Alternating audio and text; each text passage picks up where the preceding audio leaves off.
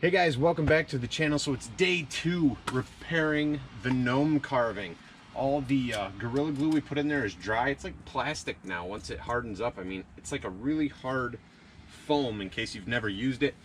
It does not break down like with water. It is waterproof. It's meant to be outside, so that's why I use it. Plus it helps fill in any other little cracks that might have formed around the wood we put in there. Also, in the last video, when we started this repair, I was kind of walking you guys through. We did some of the work and then we kind of focused on like pricing out carvings and things like that. Now that is always a really tough topic to cover as an artist, as a carver, because everybody's style is different. Everybody lives in a different part of the world, different state, and all those things play a factor in what to price your carvings out at. So if you're unsure, you guys can go back, check that video out. Maybe it'll help, you know, kind of give you a baseline and kind of give you an idea and just sort of help you along if you're just starting to carve. Today the plan is to bust out my battery saws. I'm going to use the dime tip bar on my MSA 160. We're going to go through and kind of just trim this stuff off. I'll probably use actually the 200, and then maybe we'll come back with the 160 dime tip if we need to clean it up. After that, I'm going to break out the saber tooth flame bit in my die grinder. We'll kind of smooth it out and touch it up wherever we need to. At that point, we'll be looking at the carving to see if we need to add more glue or wood anywhere.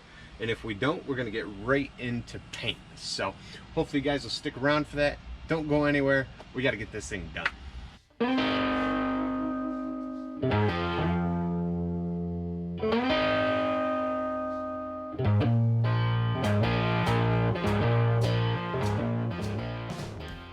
Guys, getting right into it. Got the 200, little 14-inch bar on there. We're gonna just start cleaning this thing up. Actually, you know what? I think it's 12-inch bar. I think I put a 12-inch on. Yeah, 12-inch bar. My bad. I'm gonna start cleaning this thing up, see where we go. I want to let you guys know though, I've got a few carvings in the works for the future.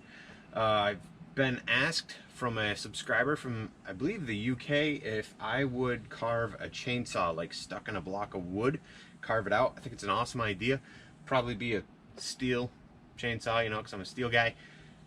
So I think we'll do a video on that. More than likely it'll be time-lapse, probably not a tutorial, as it'd be a little tough because I've never done one. Another video that I'm going to be putting together is a lion. I've got an order for a lion carving and it's going to be big. So we might even do a video on a small one so I can practice like I usually do, and then we'll get into doing the big one. That's going to be a little ways down the road though, because it's going to take me a while to get that job done, I think. And I got to get a nice big log, or I don't know, figure out how I'm going to do it. So you guys keep an eye out for those videos. On top of that, I have 2 chainsaw repair videos, kind of maintenance videos, one for the MS 170 and one for the MS 193C for the carburetor. We're going to go through and clean those carbs out, as most people are using those saws to carve, and if you're new, you might just want to have a walkthrough on those steps. I'll also be putting out a video on one of my steel weed eaters. Needs a new carburetor put on it, so we're just going to put the carb on. We're not going to clean it. We'll just put a carburetor on it and fix that up. So a bunch of videos you guys can look forward to here in the near future. I do have a list of subscriber requests still. I gotta have some time to get to them, but you guys can feel free to put your carving request below. So if you want to see me carve something, if you need something in detail or you have questions, ask. I'll add it to the list and do my best to get to it. Just got a lot of crazy things going on lately. If you guys have seen some recent videos, just trying to get caught up on work, and yeah, that's pretty much it. So tons of talking. Let's start running this saw and getting this cleaned up though, so we can get this thing done.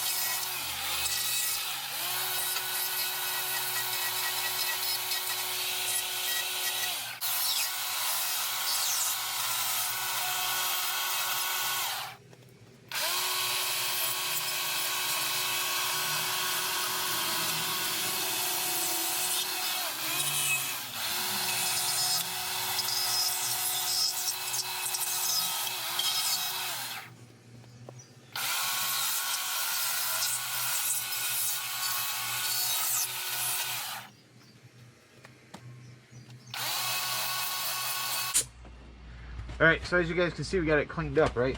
For those of you that are beginners, you want a mask. Get a mask, whether it's the RZ mask, which are kind of tough to get sometimes. Currently, I don't think my links are working through Amazon for them, but get some kind of respirator mask, something. Sawdust, 1, is bad for your lungs.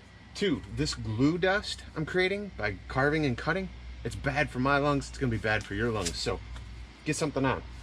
I'm gonna bust out the flame bit from Sabertooth.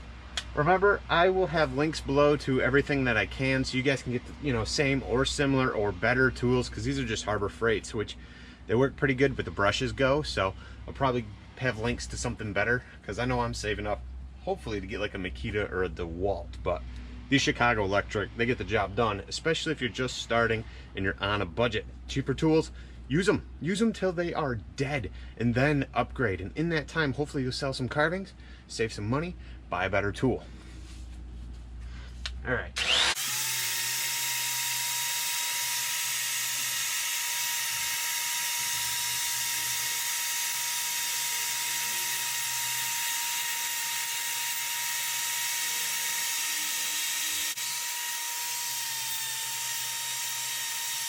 An important thing to remember when doing this repair is try not to change your shape with the saw. Remember, you're just trying to remove the pieces that are sticking out. You don't want to redesign this. This is the customer's piece now. It's not mine.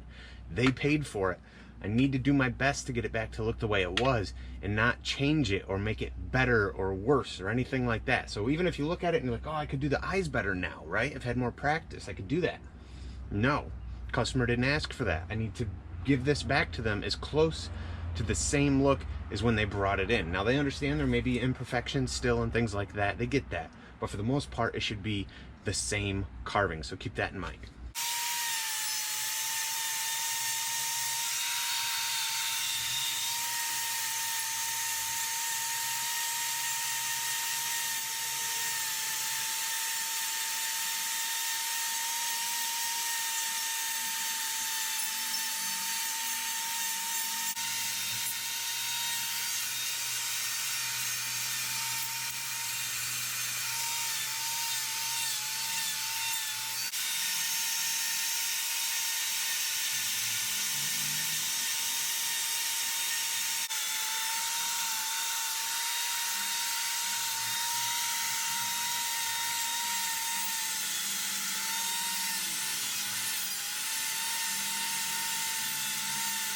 So we got everything cleaned up, right? So far. I just dusted the whole thing off with my air hose. I want to make sure it's clean. There's no dust on there. What we're going to do is paint. So we're going to start spray painting everything. Everything, even the spots I didn't touch. That way the colors all look fresh and new. We don't have to try to blend. We'll just do the same thing over again. Once the paint fully dries, I'm going to come back with the fine coarse bits from Sabertooth. I'm going to clean up the ear and around the face and get everything back to looking like this light colored pine. That includes the lip, face, and ear. That way there it's all uniform and this won't stand out as much. Now the customer realizes, I spoke to them, I let them know before I even took the job on that there would still be some imperfections and you may see the repair, because sometimes that's just the way it works out when we do spots that have no paint. Now the only other option to that is paint everything, clean this up, see what it looks like, and maybe go get a can of spray paint that's possibly a light tan or a skin tone that could you know, cover it all up and make it look uniform. So we'll figure that out when we get there, but first let's grab the red, get the top done, work our way down.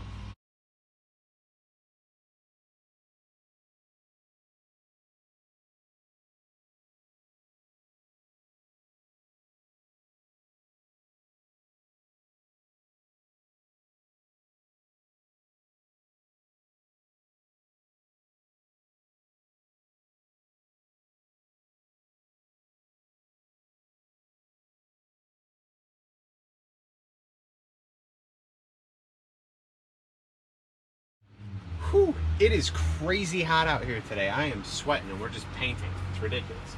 And to think, I'm gonna probably run chainsaws in a little while. Ugh. Anyway, paintwork's done. We're gonna let this thing dry. You guys are gonna go to a commercial here, just, you know, a quick commercial. When we come back, the paint will be dry. We're gonna bust out those saber tooth, fine grit burrs in the die grinder, clean up the ears and clean up the face and a little bit of lip sticking out here and that mouth.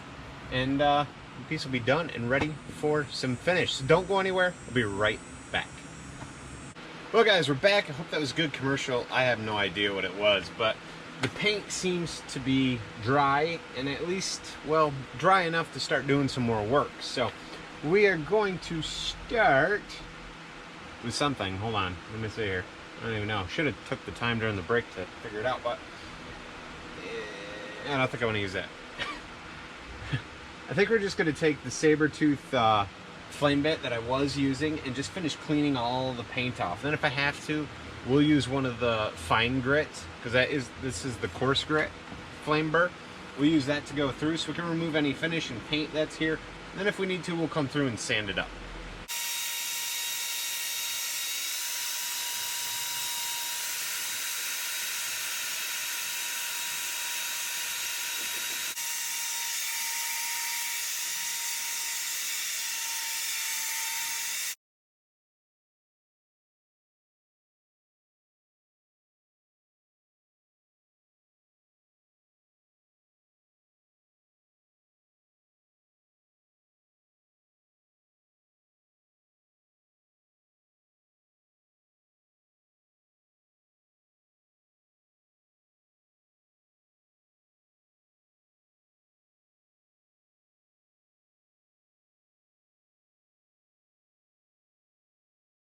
Well guys, there you have it.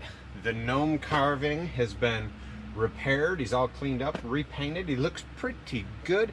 All he needs is some exterior finish. I'll be using the Minwax Helmsman. The oil-based stuff comes in a green can. I'll brush on probably a good 2-3 coats, maybe 3 or 4 where the wood's bare with no paint. Let it all dry, and then it'll be ready for the customer to pick it up. So I hope this video was informing, you know, just trying to help some of you get along with repairing your carvings. You know, you're gonna have customers that'll want them repaired, and well, this is a good way to do it. There'll probably be some other options, but this is how I've been repairing mine. It seems to work for me. Hopefully it'll work for you. If you didn't see the first video, I'll have it popping up here at the end, and you guys can go back, check it out if you want. But I want to say thank you guys for watching. Be sure to give this video a thumbs up and hit subscribe if you haven't already. I got a bunch of videos that'll be popping up at the end. So the first video will pop up for this. We'll have learn to chainsaw carve kind of thing you can go to, and just chainsaw carvings you can go to, and also the subscription button will pop up. Check those out. If you guys want to purchase some t-shirts through Teespring, I have a link that'll be down in the description below. You got to hit that drop box. You'll see Teespring link. You can go there and purchase some t-shirts. If you're interested in purchasing any of my work, you can follow the Etsy link. That'll take you to my Etsy store that's online. And well, you make a purchase and I'll ship it to you. You can also follow me on social media. I've got an Instagram account, Facebook account as well. I do that Twitter thing, but I don't really know how it works. There's no link to that, but you guys can find all those links below. If you follow Instagram, I post there quite a bit, you know, what I'm working on, maybe what the next video is gonna look like, if you guys want a little heads up. Also, don't forget to check out the community section here on YouTube as I make posts and kind of update a little bit, but I don't see a lot of action there, so I haven't been doing it very often. But if you guys start showing up, I'll do it more often for you. So I just want to thank you guys. Thank you for the community we've created here. Thanks for watching. Thanks for joining me, and I'll see you in the next video.